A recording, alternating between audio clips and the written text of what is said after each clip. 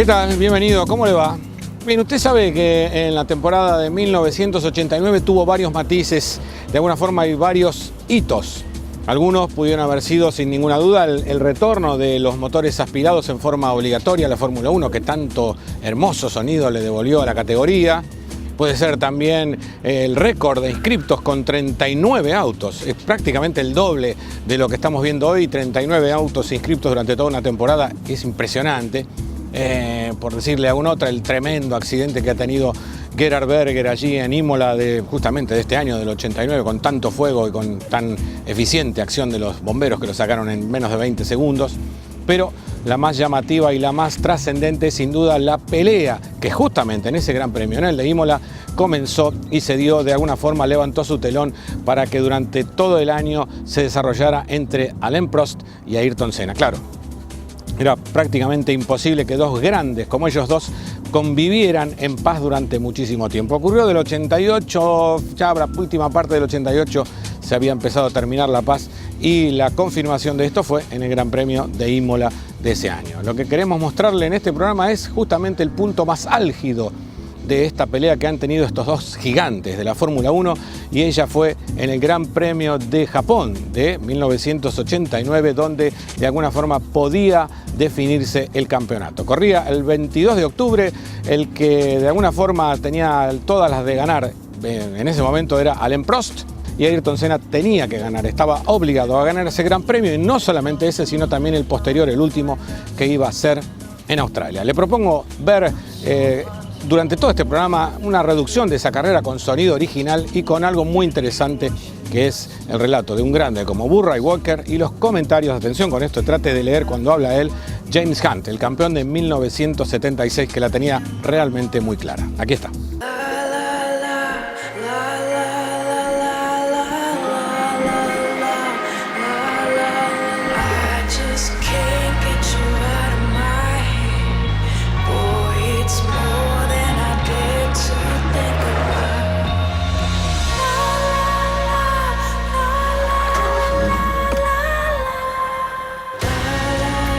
Renault Captur, diseño a primera vista.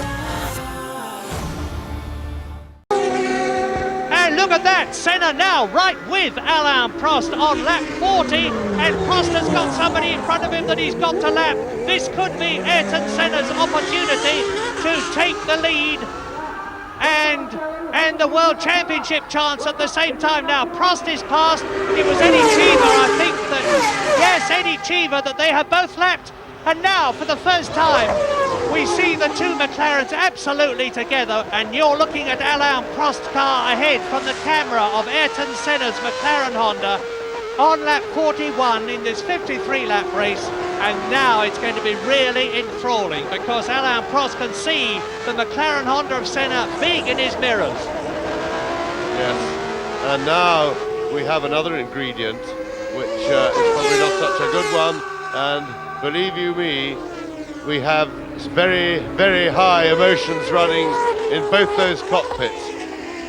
The drivers, it wouldn't be unreasonable to say that they hate each other.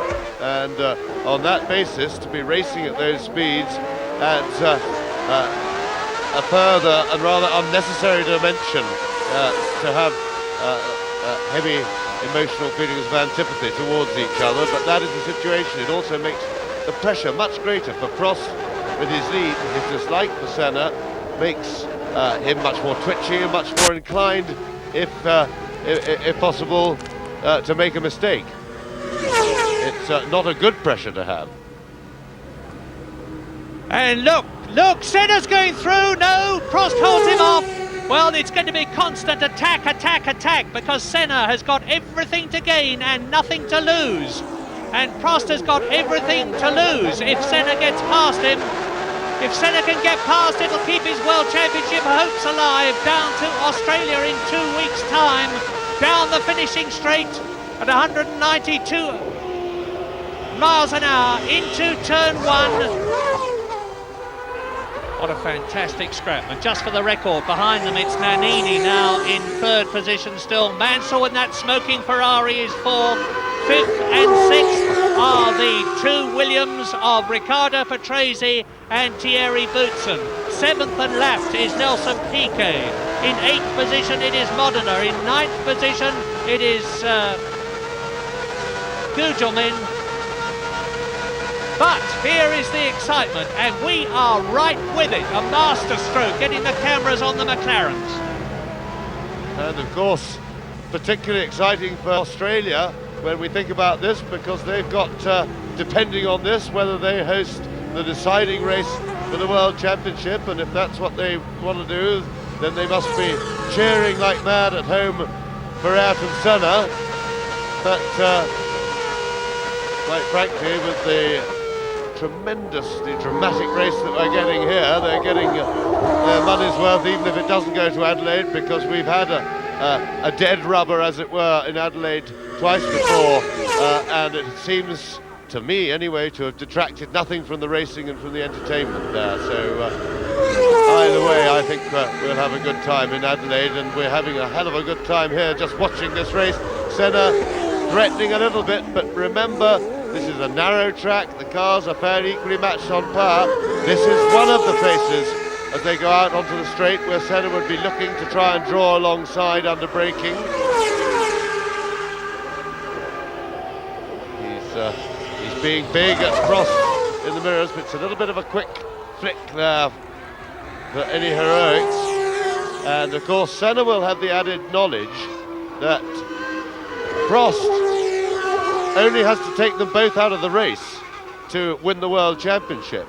And whether he thinks Prost is going to do it or not, because I think it's highly unlikely, he must always allow for that possibility in his thinking, even if he believes that Prost wouldn't do a thing like that, which I certainly believe.